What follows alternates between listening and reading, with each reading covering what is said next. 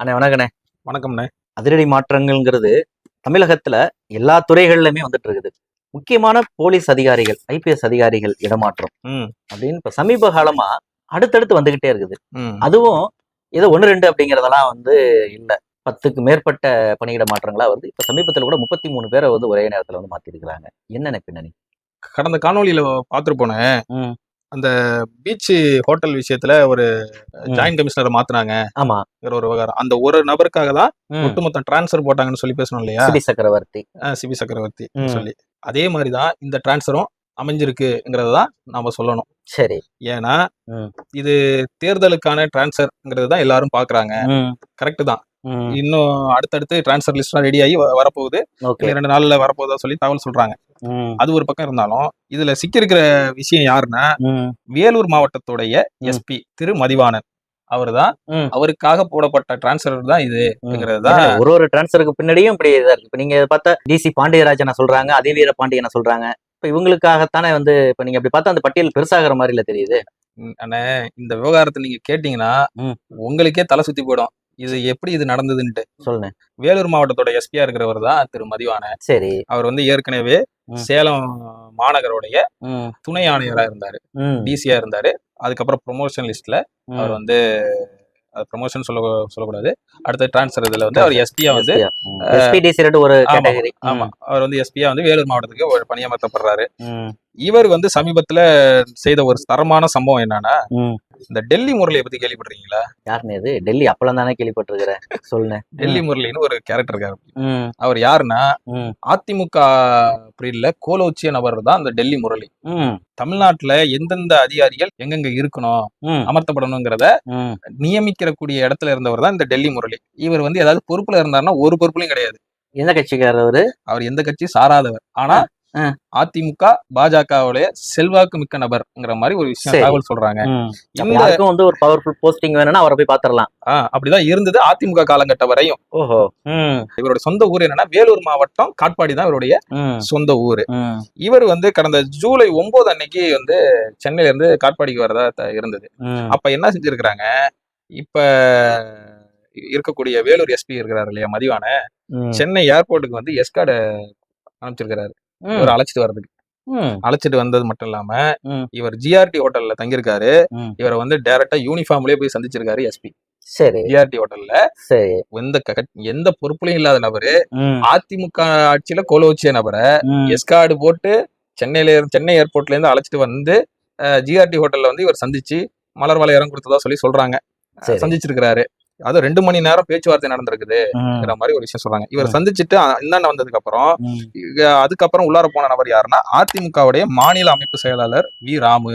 ம். இந்த வி ராமு யாருன்னா, இப்ப வேலூர் மாவட்டத்துடைய திமுக கிங் யாரு? சீனியர். அந்த சீனியரை எதிர்த்து கேண்டிடேட் இறக்குனவர் தான் இந்த வி ராமு. சரி, சரி, சரி. அவரையே காலி பண்ற அளவுக்கு ம், இந்த வி ராமு வேலை பார்த்திருக்காரு. ம், இந்த வி ராமு டெல்லி முரளி அடுத்தது சந்திக்க வந்திருக்கிறாரு. ம். இப்படி அதிமுக வட்டாரத்தோட ரொம்ப நெருங்கிய தொடர்புல அதை வெளிப்படையா காமிக்கவும் செய்திருக்கிறாரு. செஞ்சிருக்காரு. தன்னுடைய அதிகாரத்தையும் தவறா பயன்படுத்தவும் செய்திருக்கிறாரு. இந்த எஸ்கார்டு விவகாரம். கண்டிப்பா. ஆனா ம், இந்த மாதிரி இந்த விஷயத்துல இவர் ஈடுபட்டதற்கான ம், புகைப்படங்கள், புகைப்படங்கள், வீடியோக்கள்னு அடுத்தடுத்து வெளியாக போக இவரை முதல்ல இந்த இதுல இருந்து தூக்கணும்னு சொல்லி இவரை வெளியெடுத்திருக்காங்க. வெளியெடுத்து இப்ப NIB-ல போட்டிருக்காங்கிறது தான் ஓகே, ஓகே, ஓகே. இவருக்காக நடந்த டிரான்ஸ்ஃபர் தான் ம். இந்த இந்த இப்ப நடந்த டிரான்ஸ்ஃபர் இவருக்காகவும் இருக்கு. இருக்குங்கிறது தான் இந்த டிரான்ஸ்ஃபர் அதானே இப்ப நீங்க சொல்ற மாதிரி இப்ப இந்த ரவுடிகள் பட்டியல் அப்படின்ட்டு ஒரு போலீஸ் ஸ்டேஷன்லயும் ஒரு ஹிஸ்டரி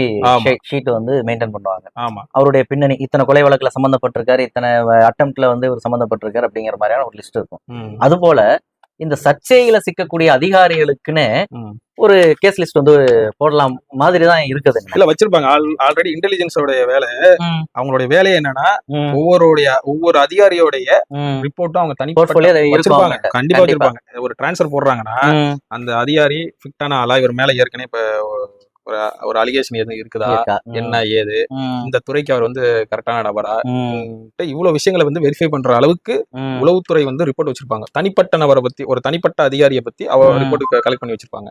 அதன் அடிப்படையில தான் இது பண்றாங்க. கண்டிப்பா. இப்ப transfer நீங்க அவரை சொன்னீங்க. ம். இப்ப நம்ம வந்து இந்த திருமலா பால் அந்த மேலாளர் தற்கொலை செய்து கொண்ட விவகாரத்துல ஆமா. சர்ச்சையில சிக்கியிருக்கக்கூடிய அந்த டிசி பாண்டியராஜன், ம்.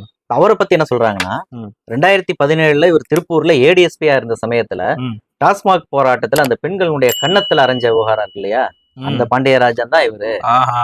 அடடடடா. அதுல தொப்பி போடாம இருந்தா இதுல தொப்பி போட்டிருக்கிறதுனால பலருக்கு தெரியல போல. ஓ ஓ. ஏன்னா அது ஒண்ணு. ம். ரெண்டாவது 2019 ம். கோயம்புத்தூர் எஸ்பியா வந்து இருந்த சமயத்துல ம். தமிழகம் பரபரப்பா பேசின ஒரு விவகாரம் பொள்ளாச்சி வழக்கு. ஆமா. அந்த பொள்ளாச்சி வழக்குல பாதிக்கப்பட்ட அந்த பெண்ணினுடைய பெயரை வெளியில விட்டது அந்த சர்ச்சையில வந்து சிக்கின எஸ்பி இவர்தான்.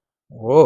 அடுத்தது கரூருக்கு எஸ்பியா இருக்கிறாரு. ம். அங்க எஸ்பியா இருந்தப்போ ஒரு சிவில் வழக்குல ம். இவருடைய அதிகார வரம்பை மீறி போய் கட்ட பஞ்சாயத்து பண்றாரு, பேசியிருக்கிறாரு. ம். அப்ப அந்த சர்ச்சையில சிக்கினதுக்கு ஒரு தண்டனையாகத்தான் ம். ஆயுதப்படைக்கு வந்து தூக்கி அடிக்கப்பட்டாரு. ம். ஆயுதப்படையில இருந்து டைரக்டா வந்து டிசியா வந்து மாற்றம் பண்ணாரு. இப்ப திரும்ப மாட்டிக்கிட்டாரு. ம். அதாவது சர்ச்சையில சிக்கிக்கிட்டாரு. ம். அப்ப இந்த இடத்துல இந்த ஒரு குறிப்பான டிசி பாண்டியராஜன் விவகாரத்தை மட்டுமே நம்ம எடுத்துக்கிட்டோம்னா, ம்.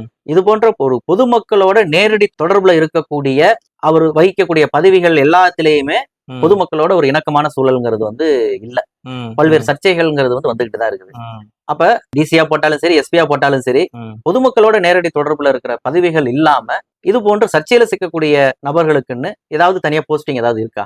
அந்த மாதிரி இப்ப ஆயுதப்படை, பட்டாலியன் அந்த மாதிரி வந்து போற மாதிரி ஏதாவது வாய்ப்பு இருக்கா? அந்த மாதிரி ஏதாவது அணுகுமுறைங்கிறது போலீஸ் இல்ல துறையில இருக்குமா? மேக்ஸிமம் இந்த ட்ரைனிங் சென்டர் அது மாதிரி தூக்கி போட்டுருவாங்க. ம், இந்த எஸ்பி ரேங்க்ல இருக்காங்க இல்லையா, ம். டிசி, எஸ்பி ம், அந்த மாதிரி உள்ளவங்க இது மாதிரி விஷயங்கள்ல ஈடுபடும் போது, ம், துஷ்பிரயோக செயல்கள்ல ஈடுபடும் போது, தொடர் குற்றச்சாட்டுக்கு ஆளாகும் போது அவங்கள தூக்கி என்ன செய்வாங்கன்னா, ம், இது மாதிரி ட்ரைனிங் சென்டர் அது ம், மாதிரி இதுல வந்து போடுவாங்க. ம், அதை விட்டு அதிகப்படியான ஒரு விஷயம் என்னன்னா, இது மாதிரி பெருமளவு ஒரு பெரிய விஷயம். இப்ப நம்ம சமயத்துல இந்த லாக்அப் டெத்னு சொல்லி பேசுவோம் இல்லையா, ம். ஆமா, அந்த விஷயம் அதுலதான் வந்து காத்திருப்பு பட்டியலுக்கு மாத்துறாங்க. மாத்துறாங்க. இதுதான் அடுத்த கட்ட விஷயம். ம். ஃபர்ஸ்ட் மதிப்பு அவர் வந்து EOW ஹெட் குவார்டர்ஸ்னுடைய எஸ்பியா போட்டிருக்கிறாங்க. ஆமா ஆமா ஆஷிஷ் ராவத் எஸ்பியா. ஆமா ஆமா. அப்படி ஒரு விஷயம் இருக்குது. பெரும் ரொம்ப ரேர், அதெல்லாம் ரொம்ப ரேரு. ஆனா அரசாங்கம் அதாவது ஒரு முறை சர்ச்சையில சிக்கிறதுங்கிறது வேற, இல்ல அடுத்தது வந்து 2 முறை அடுத்தடுத்து இப்படி தொடர்ச்சியாகவே சர்ச்சையில சிக்கக்கூடிய, அதாவது முதல் முறை சர்ச்சையில சிக்கிற நபர்களுக்கே அது போல மக்களோட நேரடி தொடர்பு இல்லாத ஒரு துறையில தூக்கி போடணும்னு நம்ம சொல்ல வரல. தொடர்ச்சியா அவங்களுடைய அந்த வரலாறே அப்படிதான் இருக்குங்கிறப்ப ஏன் திரும்ப வந்து மக்களோட தொடர்புடைய பணிக்கு அவங்க வந்து பணியமர்த்தப்படணும் அப்படிங்கிற ஒரு கேள்வி வருது இல்ல. கண்டிப்பா. இப்ப அதுல அந்த விஷயத்துலதான் அரசியல்ங்கிற ஒரு விஷயம் உள்ளார வருது. தனக்கு வேண்டப்பட்ட நபர்கள் மூலம், அரசியல்வாதிகள் மூலம் ரெக்கமெண்ட் பண்ணி போறவங்களும் இருக்காங்க காவல்துறைக்குள்ள. தனக்கு வேண்ட இடங்களுக்கு போகணும்னு சொல்லி இருக்கிறாங்க. சமீபத்துல சேலத்தை பத்தி ஒரு சம்பவம் நமக்கு வந்து ஒரு மேட்டர் சொன்னாங்க. சேலத்துல ஒரு அம்மா வந்து காவல் அதிகாரியா இருக்கிறவங்க ரியல் எஸ்டேட் பண்ணிட்டு இருக்காங்களாம். சரி சரி. அதுல வந்து முழு தீவிரமா இறங்கணும், ஏதாவது பிசினஸ் பண்ணணும்னு சொல்லிட்டு இப்ப பிசினஸ் மைண்டுக்கு வந்துட்டு இப்ப இருக்கிற போஸ்டிங்ல இருந்து ஏதாச்சும் அந்த விங்கு மாதிரி வாங்கிக்கிட்டு போயிடலாம், அதுல இருந்து பிசினஸ் முழு நேரமா பண்ணலாம், குடைச்சல் இருக்காதுங்கிற ஒரு மனநிலைக்கு வந்திருக்காங்களா. சேலம்ங்கிறது உங்களுக்கு தெரியும் எவ்வளவு பெரிய ஏரியாங்கிறது. ஏற்காட்டிலேயே 30 சென்ட் இடம் வாங்கி போட்டிருக்காங்க.